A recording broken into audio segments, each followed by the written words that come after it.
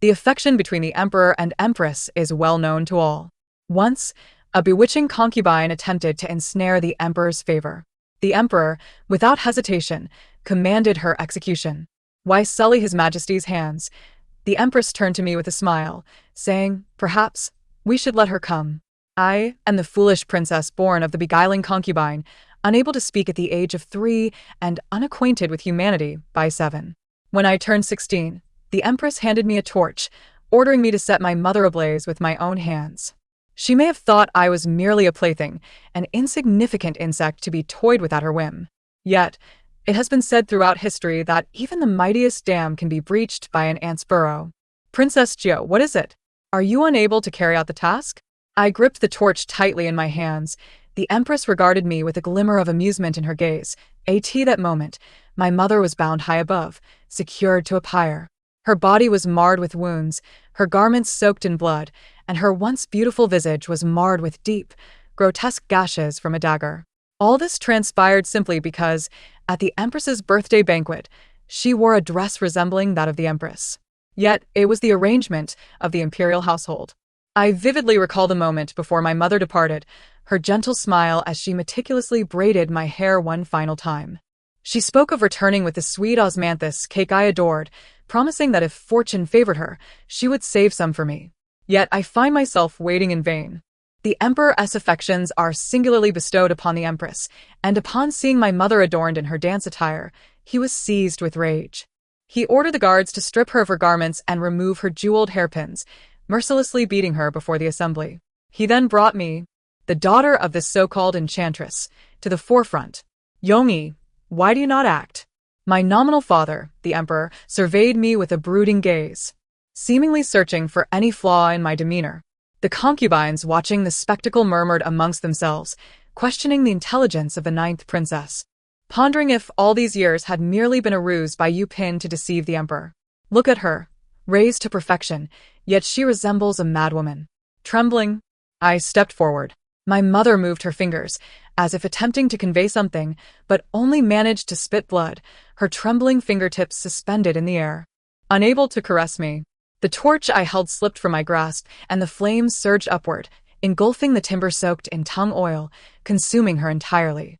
Overcome with terror, I crawled and wept, tears and snot streaming down my face, clinging desperately to the emperor's boots, fearing the searing heat. The array of beautifully adorned women found my wretched state immensely entertaining, bursting into laughter. The man above me looked down, his initial confusion melting into disdain. "Enough, Yuan Rong. She is but a fool. Why waste your ire on her? Today is your birthday. There is no need to mourn over someone unworthy." With that, he embraced the empress, Shun Yuanrong, soothing her with tender affection. It was well known that the emperor cherished his consort deeply. Unlike many past empresses who held mere titles without the emperor's love, he could, with a light word, command the execution of concubines merely for performing a border dance. The empress wept as she reminisced about her brother's battles in the north, wrapped in the shroud of war.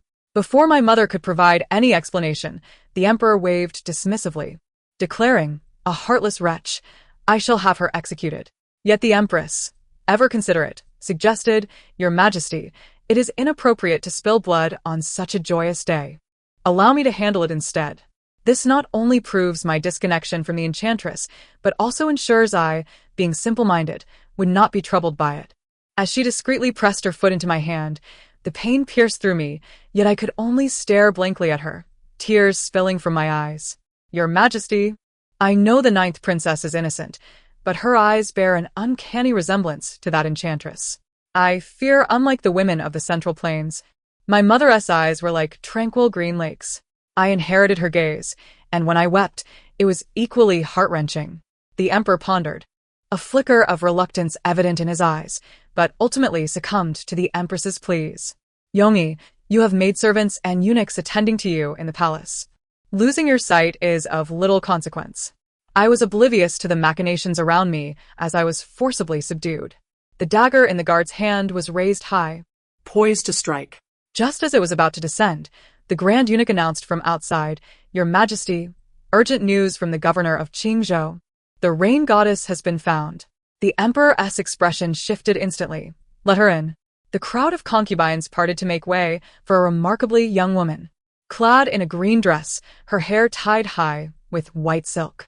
Though she lacked the empress's dazzling allure, she exuded a refreshing grace reminiscent of the Jiangnan water towns. I am Su Yunqi, humble maidservant, honored to meet your majesty and the empress. Her bow was not overly formal, yet her radiant smile resembled the pure and lively blossoms of white pear trees blooming within the palace walls. Is it true you prayed for rain during the drought in Qingzhou? The emperor's eyes were fixated upon her. I cannot claim credit. It is your majesty's wisdom that brought forth blessings. I merely happened to be present, she replied with utmost reverence. My father was evidently charmed by her modesty. Bursting into laughter before inquiring, the common folk regard you as the goddess of blessings. Speak. What reward do you desire? I shall grant it. Truly? Su Yunqi dared to ask. I speak no jest. I knelt in a corner, nearly invisible as I observed this exchange. I presumed she would request gold, silver, land, or titles. Yet, her cheeks flushed as she resolutely declared, what I have long admired is the sovereign of the realm. I wish for but one heart, never to part in old age. I have long cherished your majesty, and I only wish to serve you. Her conviction and confidence were palpable, as if this were not a blood-soaked battlefield, but rather the embodiment of her heart's desire. At that moment, an inexplicable voice reached my ears. How do you think I performed, system? Host, have you considered that, given the current dynamics of the harem, winning the emperor's favor will be exceedingly challenging? Humph. I am not like those feudal women of secluded mansions. I am a transmigrator. I scanned the surroundings but could not discern the speaker. Yet. Thanks to Su Yunqi's timely interruption, the empress's gaze shifted from me, now laced with barely concealed jealousy, fixating on Su Yunqi. Still, she feigned graciousness. How wonderful. The palace welcomes a new sister. I am delighted. However, recalling my mother's fate, her expression quickly morphed into one of contempt, akin to a predator eyeing its prey. I returned to my residence in the Changyu Palace, barely escaping the turmoil. Exhaustion overwhelmed me, plunging me into a feverish slumber for 2 days and nights. When I finally awoke, I found Ru Xia, who had been quietly weeping at my bedside, her tears flowing even more fiercely. Princess, you have awakened. I thought I would never see you again. Ru Xia was young, while Qiu Tang exuded a steadier demeanor. She scrutinized me carefully before quietly asking, Princess, have you seen His Majesty? The Emperor and Empress have allowed you to return, so surely you are unscathed? I coughed for a while, accepting the medicine Qiu Tang offered, reassuring her with a smile that I was well. After recovering from my illness, I resolved to undertake 2 significant tasks. The first was to pawn my mother's relics, her jewelry and hairpins. Qiu Tang, bewildered, cautiously inquired, Princess, have you lost your senses? Once these are pawned, retrieving them may prove difficult. Do you not wish to keep a memento?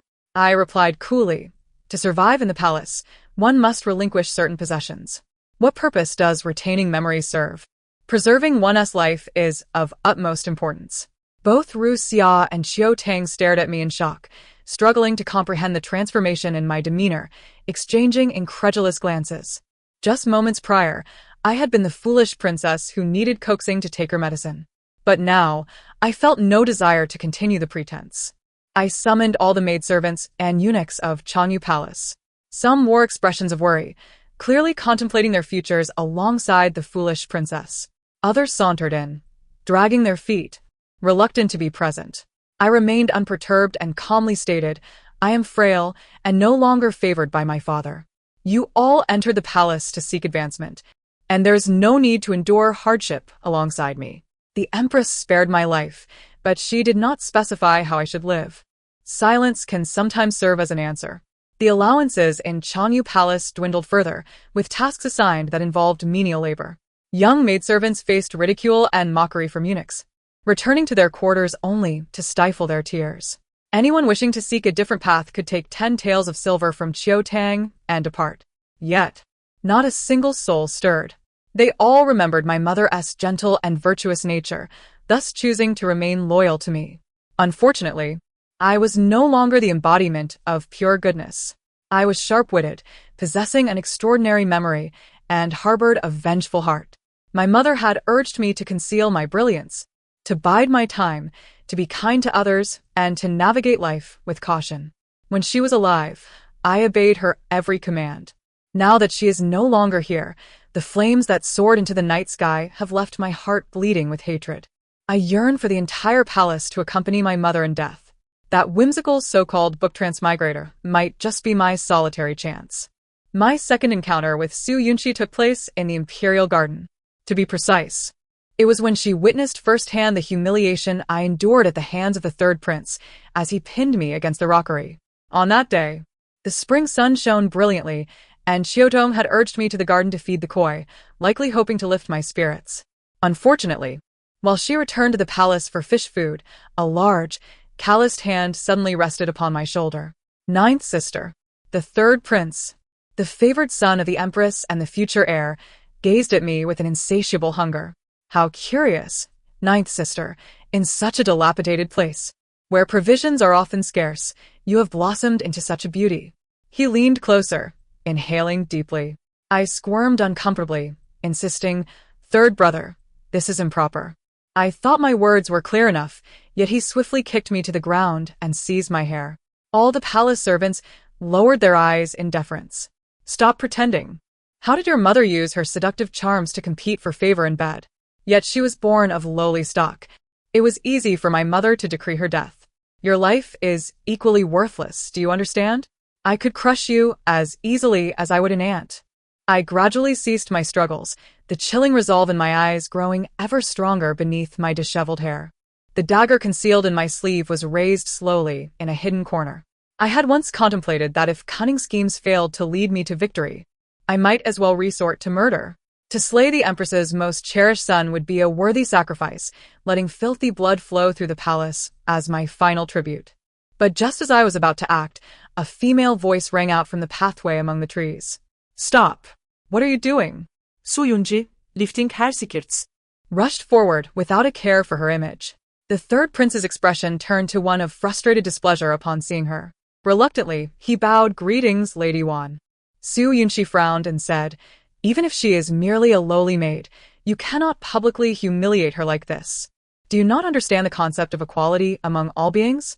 A nearby maid cautioned her softly, "Lady Wan, this is the ninth princess." Su Yunxi blinked in confusion, clearly unaware of my identity. I heard that voice again. "System, who is she?" "Not important, continue with your plot." "Oh." I had thought Su Yunxi would leave, especially since her maids were whispering to her about me. My mother was a seductress, and the emperor detested me thoroughly. She, however, was a favored consort, with no need to concern herself with my plight. Yet she stood resolutely between me and the third prince. "You shall not bully your sister any longer, do you hear? I must attend the ceremony for the consort's enthronement."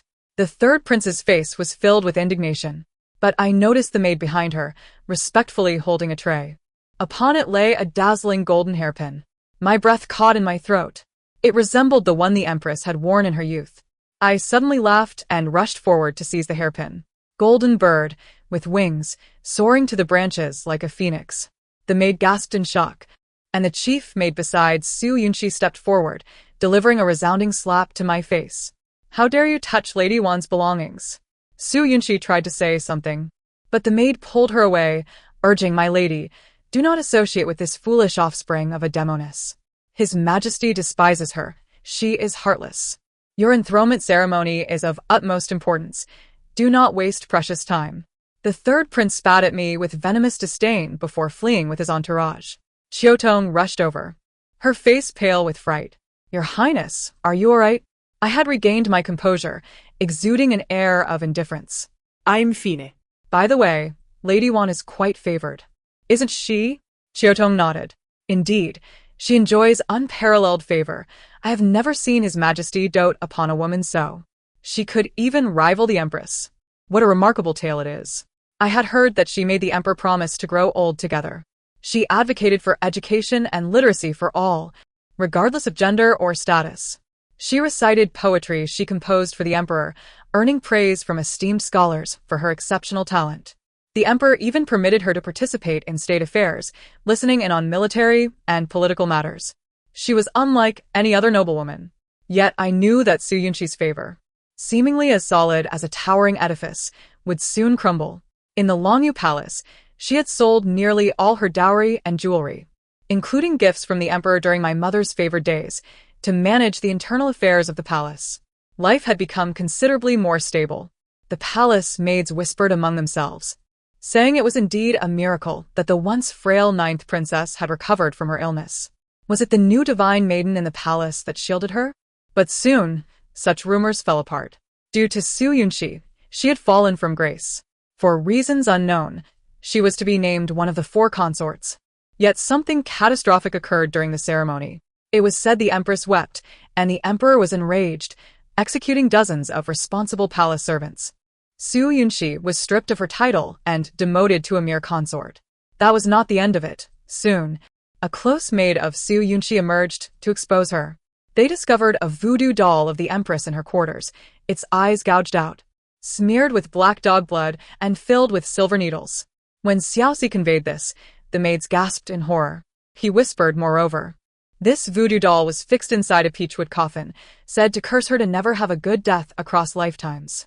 Ruxia exclaimed, the emperor despises witchcraft. Is she not courting death? Indeed, even if favored, how dare she act against the empress? The emperor's gaze toward Su Yunxi turned to one of utter disappointment. Finally, he cast aside a single sentence, venomous vixen, and ordered her confined to the cold palace for life. Though predictable, it transpired even more swiftly than I had anticipated. The empress's maternal family boasted a lineage of 4 generations with 3 dukes, their roots far deeper than that of a common woman. Her brother had perished in battle, posthumously honored as a valiant general. Her grandfather was among the first to lead the transport of goods by horseback, his family wealth rivaling nations. And Su Yunxi? She could have been a grand miracle, a fleeting encounter with the emperor, and possessed a wealth of knowledge. These were indeed admirable traits. Yet this emperor and empress would never permit her to harbor any thoughts of transgression. A few palace maids whispered among themselves, how tragic. Once so resplendent, who knew she would fall from grace so swiftly? Xiaotong's hand, grinding ink for me, suddenly froze midair. As if struck by an epiphany, she turned to me, Your Highness. You once mentioned waiting for the right moment. Outside the window, the autumn rain fell steadily, growing ever more intense. I instructed Ruxia to fetch me a cloak. Smiling slightly, indeed, the moment I have been waiting for has arrived. We shall go to the cold palace. Xiaoxi held a lantern in one hand while sheltering under an oil paper umbrella with the other as we made our way down the dark, long path leading to the cold palace on that rainy night. Your Highness, are you not afraid? I have heard that many wronged souls dwell within the cold palace. I curled my lips into a cold smile. How terrifying can wronged souls be? Are they more frightening than the living? Before we reached the entrance, the sounds of commotion erupted from within. Su Yunxi's voice, once confident, was now fraught with confusion and disarray, washed away by the heavy rain. Wait! Don't close the door. Don't lock me in here. I am a favored consort. I did not know that Golden Hairpin belonged to the Empress's brother. I had no intention of framing her. I am wronged. Father-in-law, I implore you, please convey my message to His Majesty.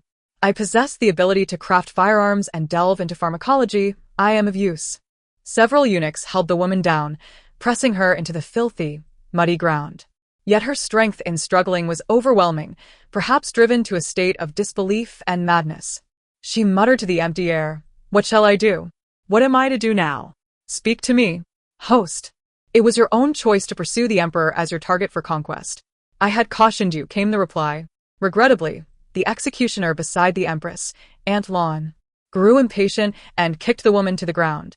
You wretched creature, how dare you still cling to the empress at this juncture? If you do not choose, I shall choose for you.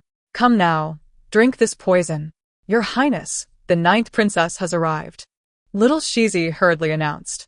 Startled, Lon Roa glanced at me, her expression revealing a hint of disdain. What brings the 9th princess to such a place? I must attend to the empress's affairs. It would be best for you to keep your distance. After all, you have always been somewhat unhinged. Do not frighten yourself into madness or death, and then blame it on me.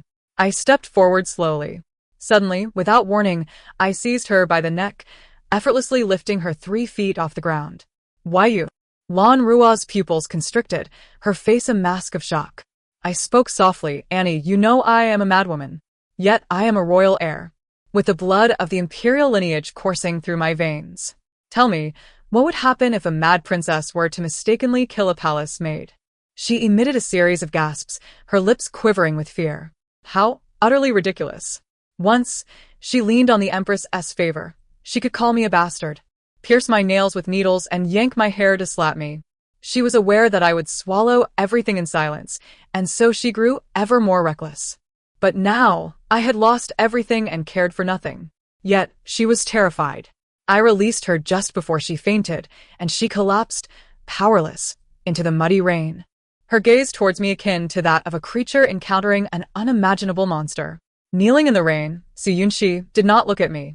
She merely curved her lips in self-deprecation. Are you here to repay a favor? Or to kill me? I slowly crouched down to meet her gaze. Su Yunxi, I am here to offer you a choice. The dagger in my hand spun gracefully before I presented it to her. Either you perish tonight in the cold palace, your corpse likely wrapped in a grass mat and discarded, to be devoured by wild dogs or pecked apart by vultures. Su Yunxi visibly shuddered. Or, I pointed to Lan Rua, we eliminate this sole keeper of our secrets together, using her life to forge an alliance. A flash of lightning illuminated my face for a brief moment. The torrential rain poured down, washing away the facade I had maintained for the past 16 or 17 years. My deep, tranquil azure eyes resembled a serpent lying in wait within the darkness. Her lips trembled, yet she continued to gaze at me, ultimately clutching the dagger tightly. Very well, Ninth Princess, I shall support you in becoming the emperor. I successfully formed an alliance with Su Yunxi.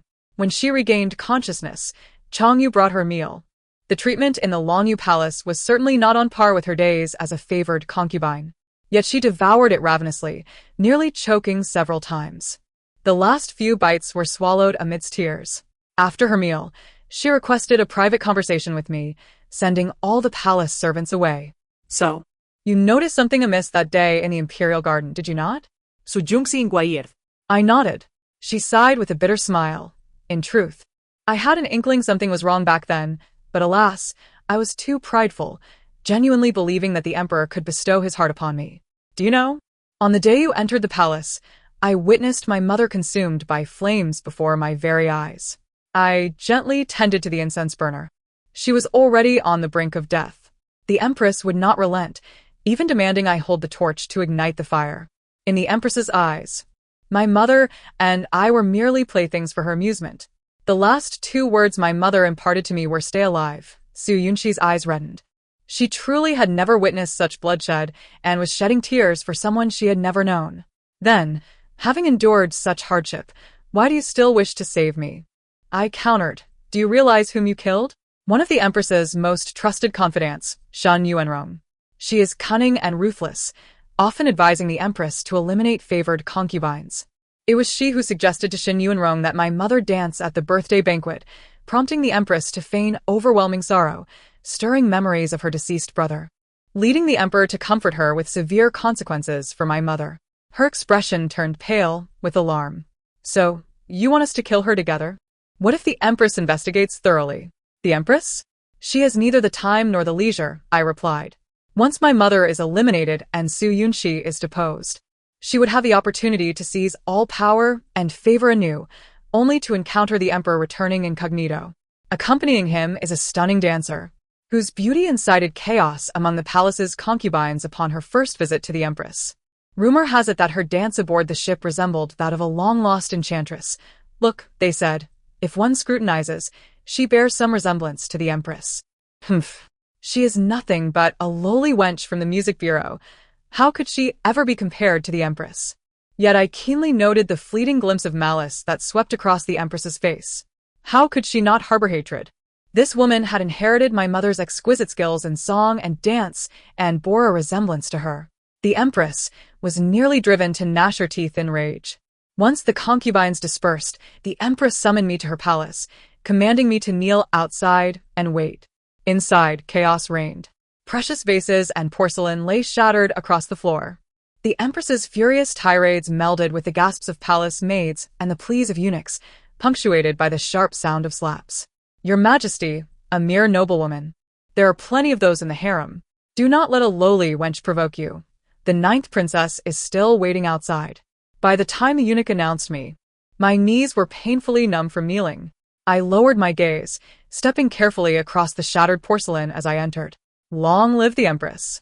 Xin Yuanrong reclined against her golden embroidered pillow, half smiling at me. Ah, look at my memory. I almost forgot the princess was still waiting here. With a casual wave of her hand, she dismissed the palace maids and eunuchs. Her demeanor was deceptively amiable. A sense of foreboding surged within me. Xin Yuanrong lifted my chin with a gilded, blood-red armor, scrutinizing my face closely. A profound silence enveloped us. The armor's edge traced a fine line of blood across my brow. I dared not resist or struggle, adopting an expression of utmost trepidation. Suddenly, the Empress burst into laughter. But her gaze turned fierce in an instant. "You feigned innocence so well that you nearly deceived me." I jolted, startled. I could not comprehend when I had given myself away. She raised her hand and struck me across the face, causing me to stagger and fall to the ground, my forehead colliding with the nearby incense burner. "Your Majesty, it hurts. Yong-yi is in pain," I whimpered, kneeling at her feet, pleading for mercy. The Empress sneered, her tone sharp. "You little wretch, what are you pretending for? Just like your disgraceful mother, how dare you seduce my son? I never realized you possessed such talents. Who knows if you intend to climb into the dragon's bed in the future?" I understood that her rage stemmed partly from the events in the imperial garden that day, and partly from the jealousy of a new favorite. "How did you seduce my son? Speak." Fear gripped me, and I recoiled, kneeling on the shards of porcelain. The sharp edges pierced my flesh, blood gushing forth, staining my skirt and leaving a deeper imprint beneath me. The searing pain sent cold sweat trickling down my forehead. I stammered, trying to steady my voice. "Your Majesty, Yong-yi did not. It was Lan Rua. Lan Rua wishes for third brother to marry her, to become the crown princess." Meanwhile, one of her personal maids whispered a few words in her ear. The queen's expression shifted from fury to hesitation. "You little wretch. You had better pray that you are lying and deceiving," she commanded. "Bring in the third prince." Upon his arrival, the third prince was met with a chaotic scene throughout the palace and quickly approached with a forced smile. "Mother, what has transpired to provoke such anger?" The queen shot him a frosty glare. "My attendant, Lan Rua, has been missing for several days. Have you seen her?" In a flash of insight, the third prince must have recalled his flirtations with the beautiful maids around the queen, realizing that while she had often turned a blind eye, her wrath was now fully ignited. He quickly retorted, "Mother, did that little vixen say something to you? She must be fabricating stories out of jealousy." The queen glanced at the maid who had reported my alleged misdeeds and inquired, "I have heard that you were in the imperial garden with Yong-yi not long ago?" The third prince cast a disdainful glance at me, delivering a forceful kick to my chest. "Mother, how could I possibly associate with a fool of such low standing?" I was knocked to the ground, curling into myself. "You detest that harbinger of disaster, so naturally I share in your disdain for the spawn she leaves behind." Seated regally, Xin Yuanrong let out a soft huff. "That is more like it." As she had anticipated, I remained as pliable as dough, yielding to their whims.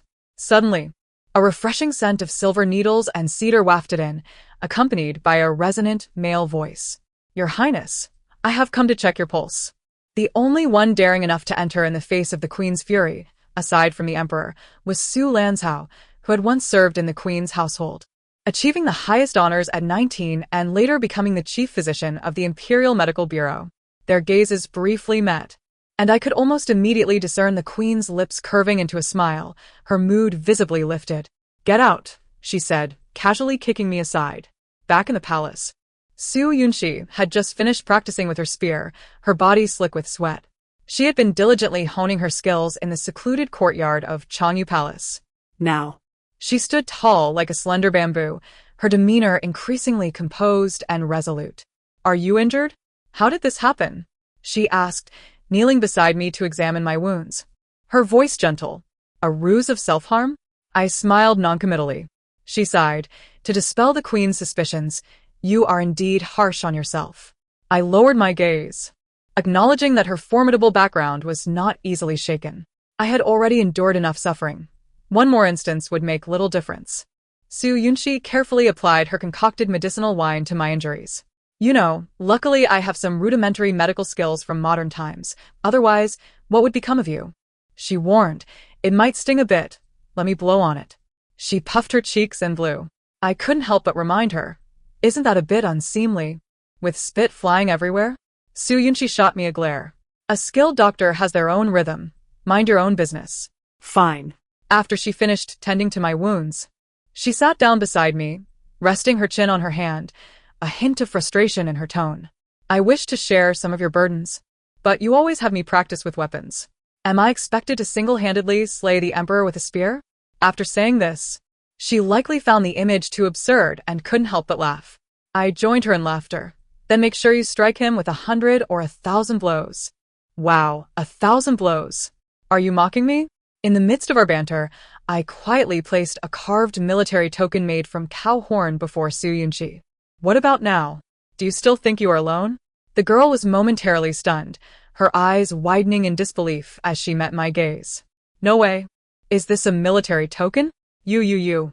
I spoke softly. My mother, too, was once the beloved daughter of the Khan in the 13 tribes of the northern frontier. As I spoke, I closed my eyes and recalled her words. The flowers within the palace walls were not worth admiring. It was the vast grasslands, swept by the spring breeze, where one could truly be free, galloping through seas of flowers on a white horse. She had danced beneath the snow-capped mountains, a sight I imagined must have been breathtaking. Regrettably, I would never witness it. However, my mother left me this token, which commands an army of 50,000 sworn to loyalty. Su Yunxi. I hope that if that day truly comes, you'll be able to command and stand by my side. She sniffed, tightly gripping my hands. I will. There will surely come a day. We both agreed to wait a little longer. That night, the coolness of the night air was like water, the moonlight bright and clear, casting silvery rays on the ground. Su Yunxi and I sat side by side on the steps, munching on sweet cakes. Do you really believe that in your world, everyone is equal? A husband can only have one wife? Even the highest nobility cannot arbitrarily strike or kill. Su Yunxi nodded vigorously. Yes, that is how it will be many years from now. I suddenly asked a foolish question I couldn't help but voice. Then many years from now, after countless cycles, will I still be able to meet my mother? Su Yunxi paused for a moment before cheerfully responding, of course. Look at those scattered stars in the sky. They represent our departed loved ones waiting. Your mother is surely waiting too, and no matter the lifetime or existence, she will recognize you amidst the vast sea of humanity. Mother, will you recognize me? I longed for her to remember me, but I also feared the path ahead would be stained with blood, a trail of corpses. Yet, I wished for her not to recognize me. Hey, why are you crying? Don't cry. I wondered if the queen, faced with an unending stream of newcomers, feigned the demeanor of a virtuous and gentle matron. She implored the emperor, suggesting that the 9th princess, being all alone, would be better raised under her care. I understood that it was time for me to prove my worth. Thus, under the careful guidance of the queen's governing matron, I grew increasingly astute with each passing day. The emperor frequently praised the queen, calling her wise and kind-hearted. While on my way to the queen's palace, I unexpectedly encountered the emperor's new favorite. She swayed like a willow, her figure so supple it appeared boneless. I bowed my head in greetings, Lady Wenru. It had been barely a month since her arrival in the palace, yet she had already ascended to the position of Ro Pin, one step shy of becoming a consort. Ro Pin paid me no heed, merely scoffing. Tell me, does her biological mother bear any resemblance to me? She then scrutinized me from head to toe, a smirk of disdain gracing her lips. I expected a breathtaking beauty, but I am sorely disappointed. You might resemble the queen, perhaps. I could not suppress my retort. Though you are skilled in dance, your abilities do not compare to my mother's. My mother, in her time, performed the light swallow in hand to the emperor's acclaim, declaring her unparalleled. Fury ignited within Ro Pin, and she raised her hand to strike me. Impudent! How dare you compare a deceased person to me? Just as her slap was about to land, a man behind her intervened. Lady Ro Pin's title is hard won. Cherish it and do not squander it. Despite his ordinary attire, a dark blue robe with a round collar adorned with patterned flowers, Su Lan's house stood out, his presence commanding attention. With an elegant demeanor, sharp features, and captivating peach blossom eyes, he exuded an allure that was intoxicating. Su Lanzhao, I took a step back. Su Lanzhao seemed to appear precisely when needed, be it in the past or present, a peculiar occurrence indeed. His expression remained calm as he stated, "The ninth princess is lagging behind. We must not keep Her Majesty waiting." As he spoke, he seamlessly guided me away. Even after we had distanced ourselves, I could still hear Ro Pin's disdainful voice. A lowly creature, merely clinging to the queen's favor. In this harem, it is those who gain affection who hold the power. A barely perceptible look of disdain crossed Su Lanzhao's otherwise congenial face. He was always courteous and refined, yet I knew well he looked down upon every woman struggling for favor. Once, during a rainy night, when my mother was gravely ill, the cold winds swept through. Before the grand entrance of the Fingy Palace, I knelt for over an hour, while within, the emperor and empress reveled in laughter. Su Lanzhao had just been summoned to check the pulse of peace. Looking down at me from the jade steps, his expression was cold and distant. "Your Highness, the ninth princess, your health is frail. Why must you kneel here?"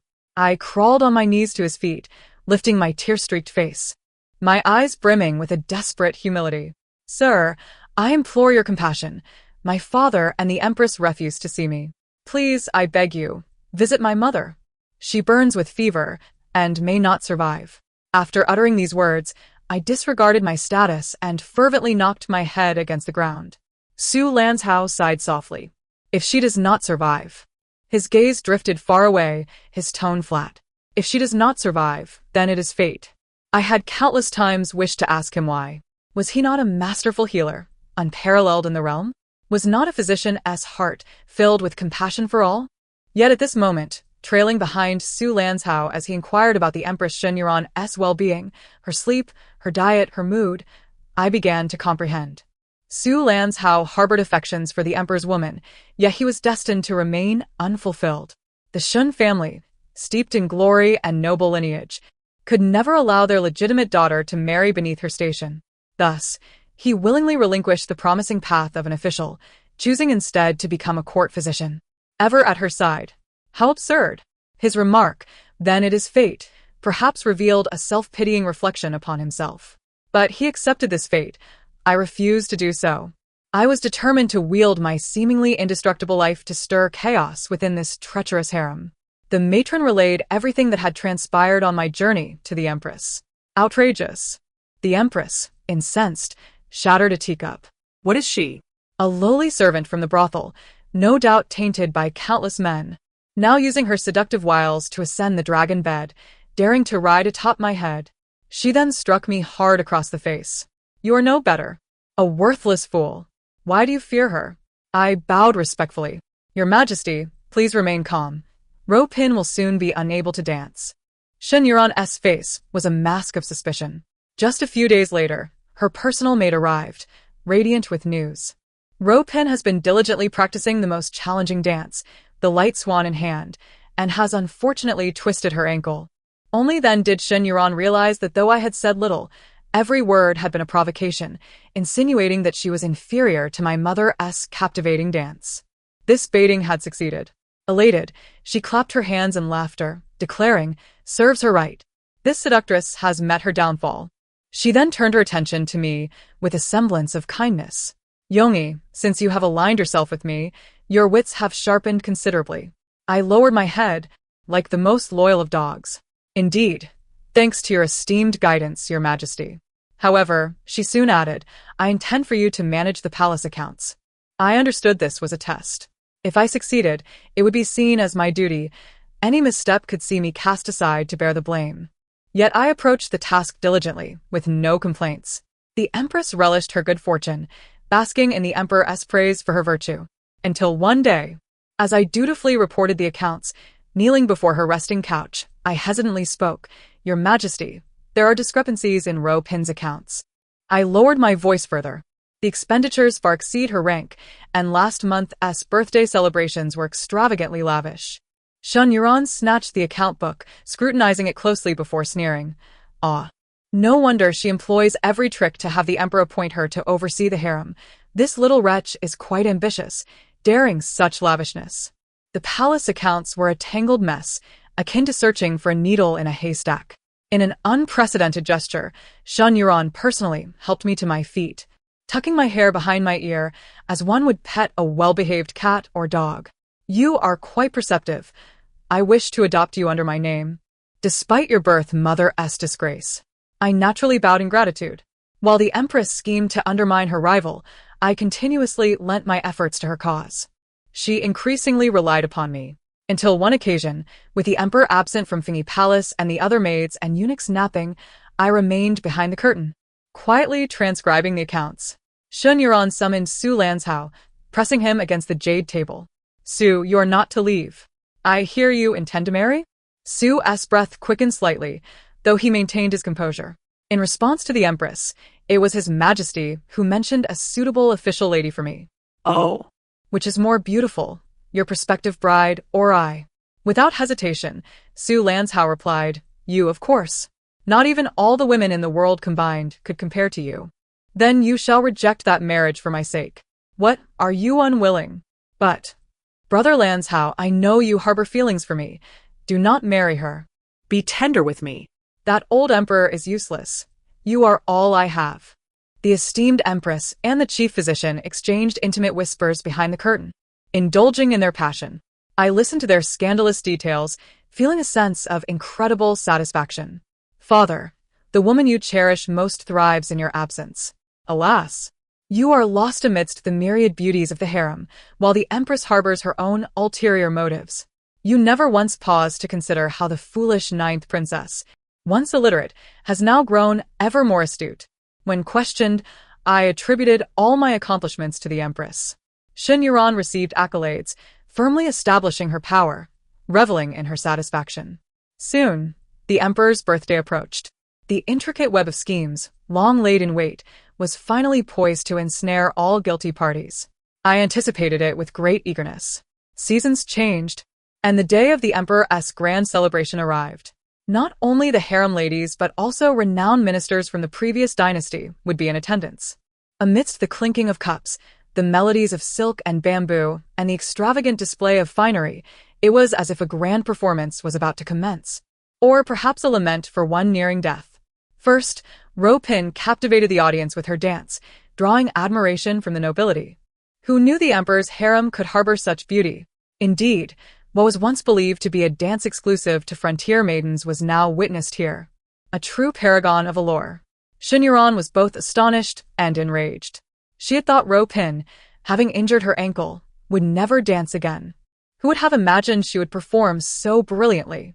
She scolded away the cautious maid who attempted to intervene, leaving only me to respectfully pour her wine. Wretched women. They keep coming back. No matter how many I eliminate, they multiply.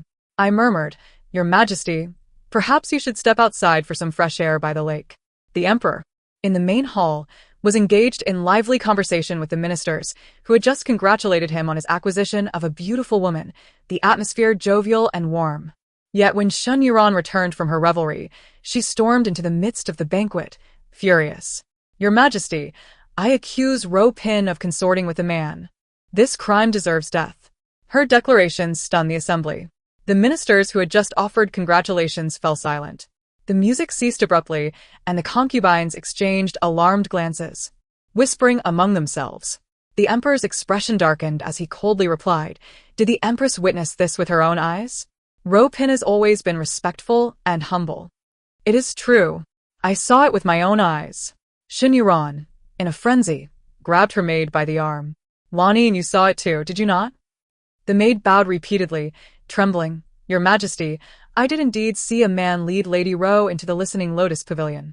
With this, Shun Yuran firmly asserted that Ro Pin had engaged in an illicit affair. In front of so many esteemed officials, this was akin to a slap across the emperor's face. The emperor, suppressing the tempest of his fury, coldly uttered 2 words, Lead the way. As for me, I was never regarded with much significance, my presence inconsequential, and amidst such turmoil, I became utterly unremarkable. No one would notice the presence of a small palace maid by my side, who softly whispered in my ear, Your Highness, everything has been arranged. A grand procession marched directly towards the Tinggi pavilion, prepared for the guests' respite. Shen Yuanrong, eager to claim credit, forcefully flung open the door. Adulterers! Your Majesty is present. Should you not repent? Soon after, she heard a voice that was all too familiar. Yuanrong, what brings you here? Su Lanzu. It was indeed Su Lanzhao. At that moment, the triumphant expression on Shen Yuanrong's face froze. Lanzhao, Master Su? How did you come to be here? A cadre of armed guards streamed in, conducting a thorough search. The emperor's countenance darkened, and the concubines and attendants accompanying him lowered their heads in unison. A royal physician, so intimately addressing the empress, his own sovereign. To anyone with eyes, the implications were glaringly obvious. A short while later, the searching guards reconvened, kneeling upon the ground. We report to your Majesty, we did not find Lady Ro, nor did we encounter any other men besides Master Su. There is only... The guard's voice dwindled to a murmur. Speak.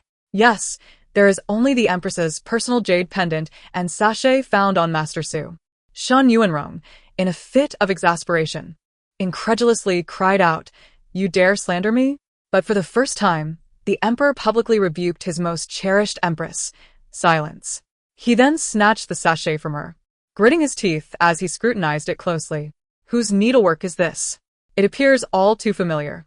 I stiffened slightly among the crowd. The Emperor suddenly realized, Yongyi?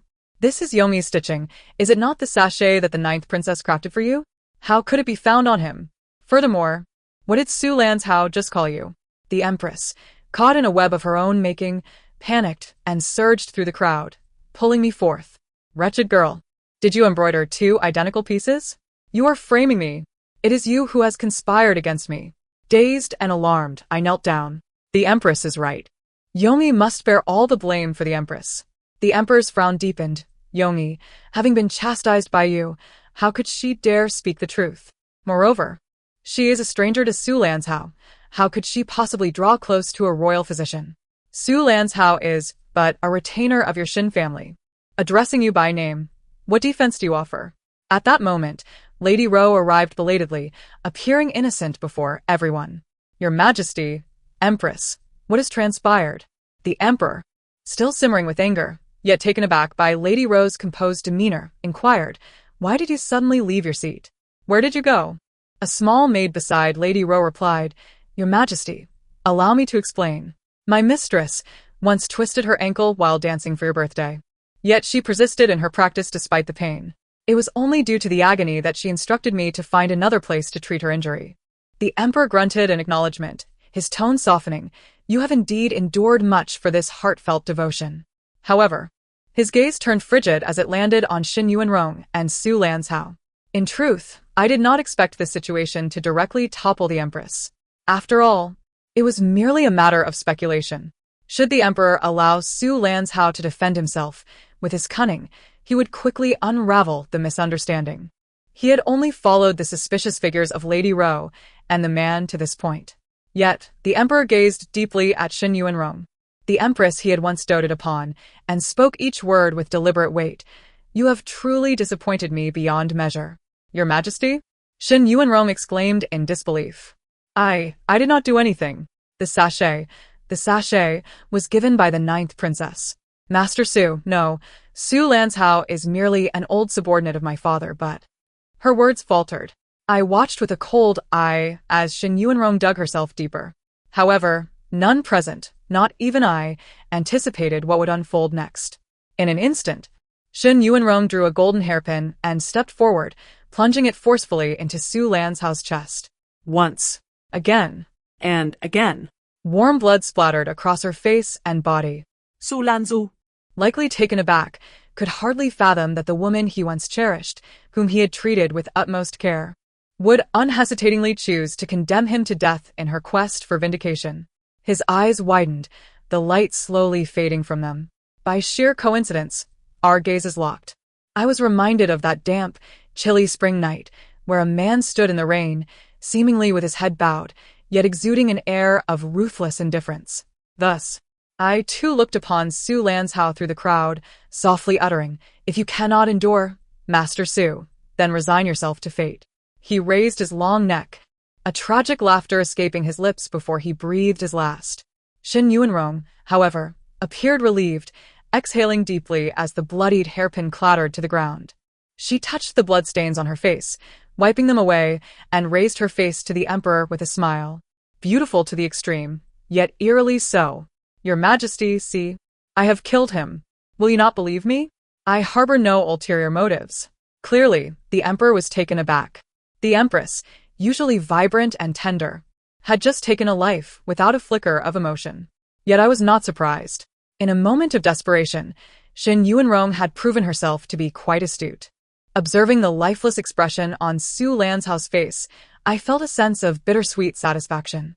Dying at the hands of one he loved, Master Su. Did you ever anticipate this?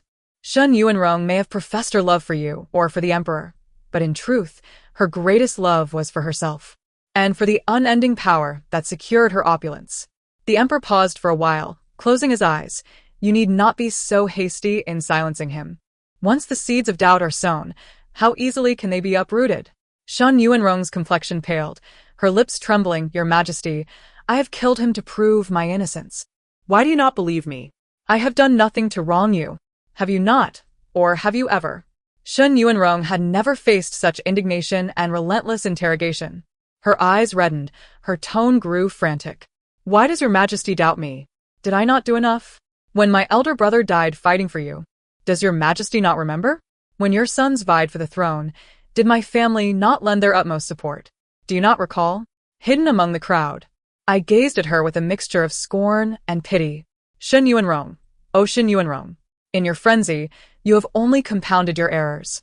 Though you may have once contributed greatly to the throne, the emperor has since ascended to the apex of power. Can I not understand my dear father? He may recall the past, but that will merely serve as a flourish in his romantic entanglements. He will never allow such sentiment to become a lever against him. Shen Yuanrong appeared desperate to prove her loyalty to the Shen family, yet to him, it resembled more of a threat or command.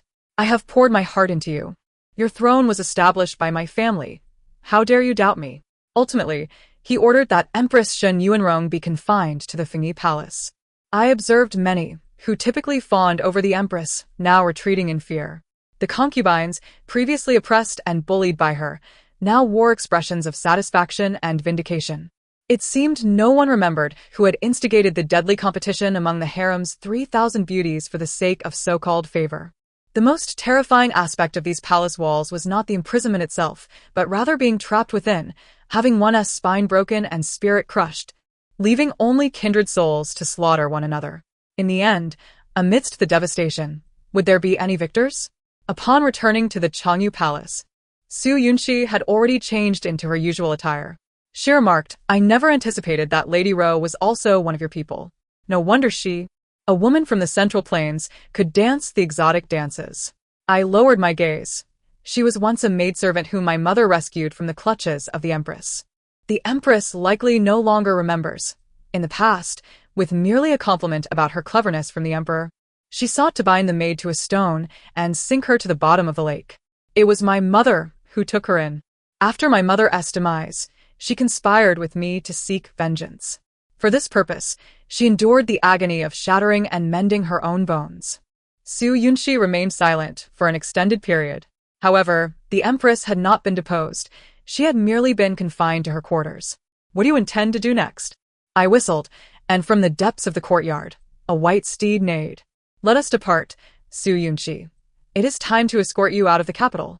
Take the military token and make your way to the northern frontier. Someone will be there to assist you along the journey. Remember what you promised me. We shall meet again atop the lofty heights of the 9-5 sovereign. As for everything remaining in the palace, leave it to me. Since the Emperor's illness following the recent birthday banquet, he has languished upon his sickbed. Yet he refuses to relent, seeking out folk healers and immersing himself in alchemical pursuits. My dear father, how fearful you are of aging and death. Yet it was not always so. I recall, when I was very young, you had just ascended the throne, diligently attending to state affairs as a wise ruler.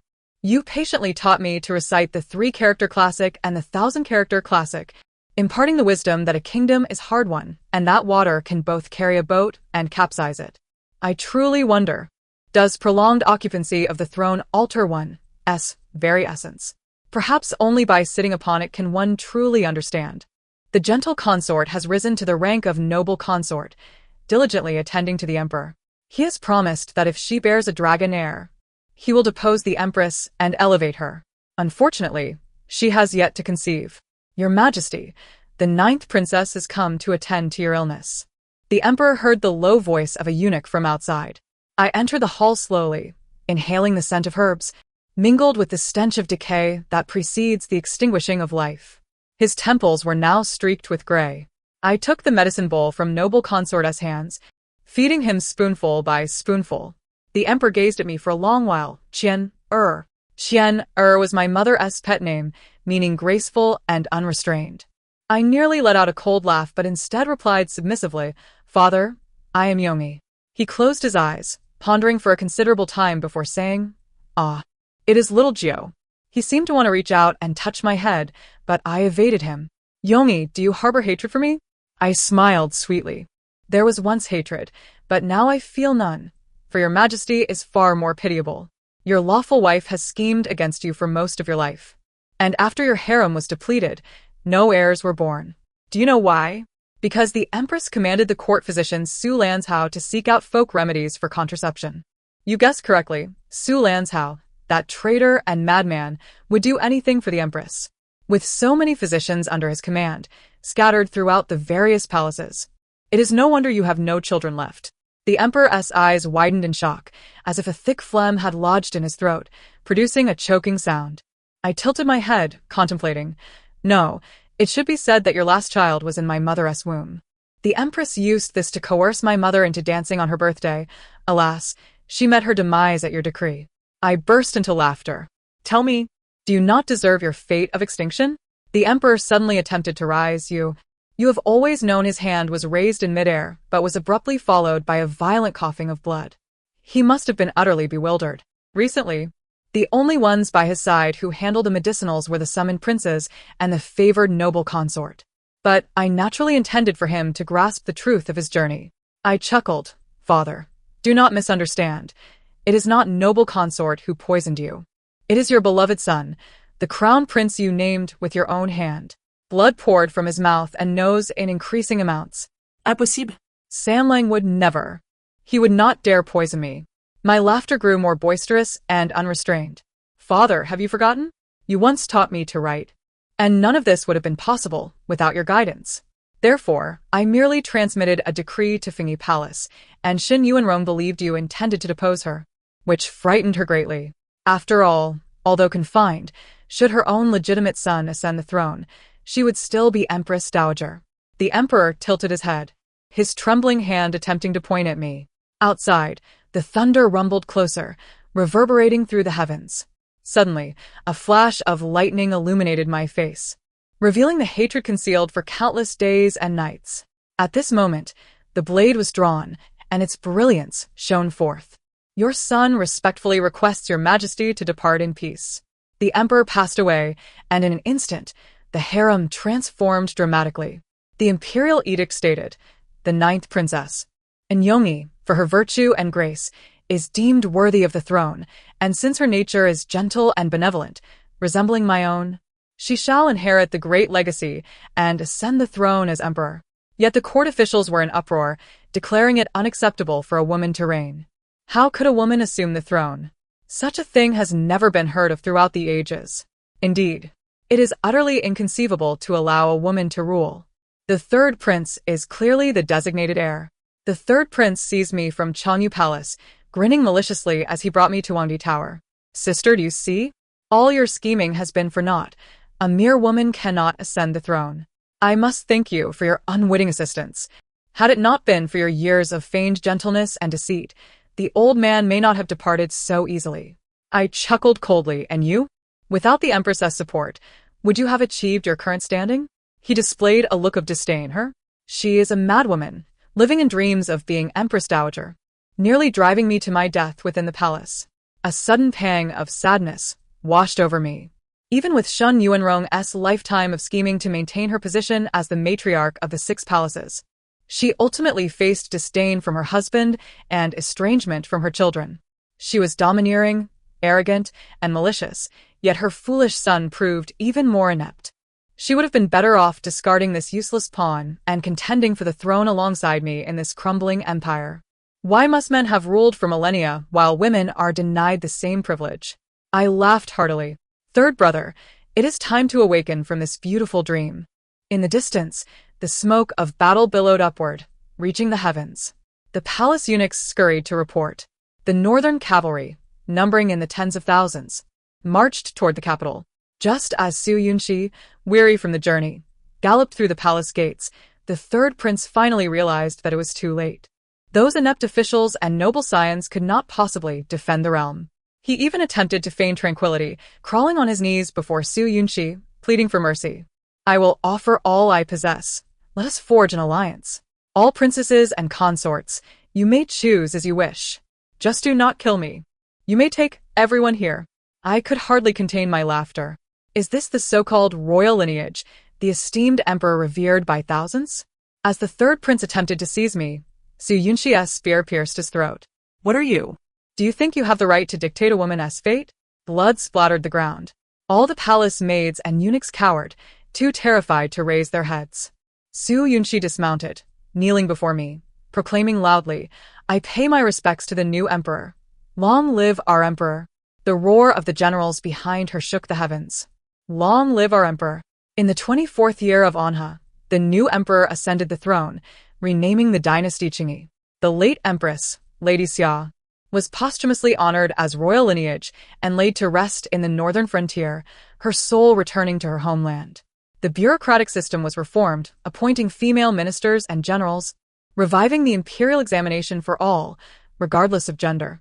For 30 years, she ruled diligently, maintaining integrity and righteousness, earning the respect of the common folk. Many years later, the now-aged empress stood before the corridor, gazing at the snowflakes dancing in the sky. Her companion from years past, that once whimsical young woman, grasped her hand on her deathbed, sharing only smiles and contentment. As for me, I had originally intended to leave behind a grand tale with the emperor. Who would have imagined that by a twist of fate, I would become the very rebel against the throne? Yet being by your side feels profoundly worthwhile. Your Majesty, there is no need for you to mourn for me. I have merely fulfilled my mission and shall return to that splendid realm I once described to you. You must safeguard this flourishing land and pursue the winds and the moon without pause. After countless cycles, you and I shall inevitably reunite in the future. The narrative concludes here. I extend my gratitude for your attention, and I look forward to our next tale together.